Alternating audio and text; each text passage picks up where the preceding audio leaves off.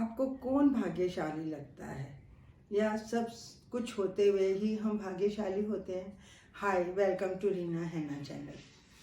हम दूसरों को देखते हैं और अपने से कंपैरिजन करते हैं और हमें लगता है कि दूसरों के पास सब कुछ है, उनके घर में भगवान ने भर भर के दिया है, उनका बहुत अच्छा भाग्य है, बहुत अच्छी किस्मत है, उनके पास खाने को इतना सामान है, रहने को इतना अच्छा घर और इतना आलीशान मकान है कि हमें बहुत ही बुरा लगता है कि हमारे पास नहीं है। जबकि हम इतनी मेहनत करते हैं और थक हार कर रात को सोते हैं, तब भी हम अपने लिए उतना नहीं कर पाते जितना हम दूसरों के पास देखते हैं।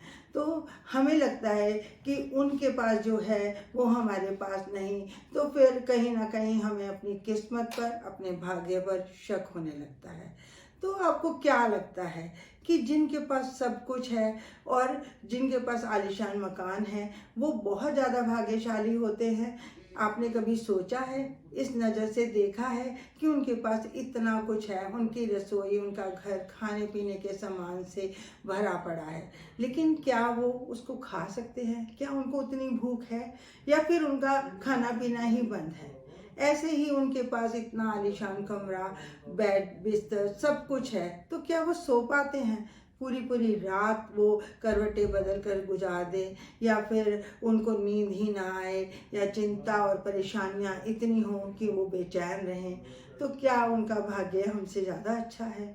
मेरे हिसाब से ऐसा नहीं है। भाग्य तब है जब हम अपनी हर चीज़ का सही से इस्तेमाल कर सकें, हमारा परिवार हमारे साथ हो।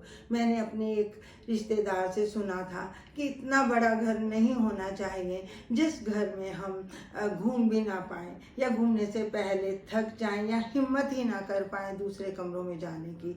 हमें पता ही ना हो कि हमारे परिवार के लोग कैसे हैं, या फिर हम उनको जाकर पूछ कर आ सकें कि उनको कुछ चाहिए तो नहीं।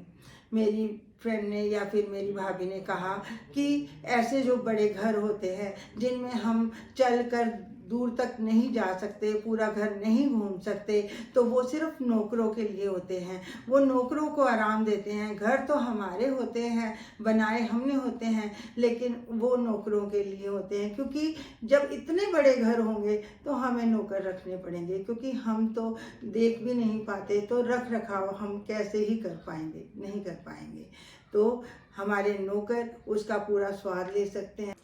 मेरी नज़र में भाग्यशाली वो है जो अपने सब चीज़ों का अच्छे से इस्तेमाल कर सके, जो कुछ उसको मिला है उसके साथ भरपूर आनंद ले सके।